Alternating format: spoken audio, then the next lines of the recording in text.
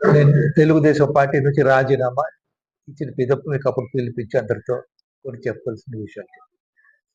ముఖ్యంగా నేను మీకు చెప్పాల్సింది ఏంటంటే, కాంగ్రెస్ పార్టీ విభజన అయిన తర్వాత పూర్తిగా కోల్పోయింది. ఈ రాష్ట్రంలో అసలు కాంగ్రెస్ పార్టీ అక్కడ లేకపోయినందువలన ఇక్కడ ఉండేది అప్పుడు రెండు ప్రాంతీయ పార్టీలు.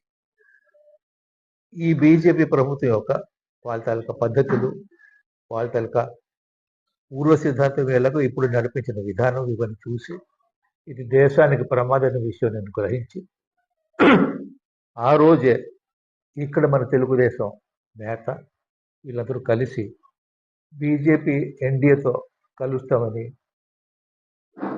నాకు అనుమానం వచ్చే నేను పార్టీ వదిలేశాను. అంతకుముందు నేను బీజేపీ ఈ తెలుగుదేశం పార్టీతో పొత్తుకు వెళ్ళిన వాళ్ళ టికెట్లు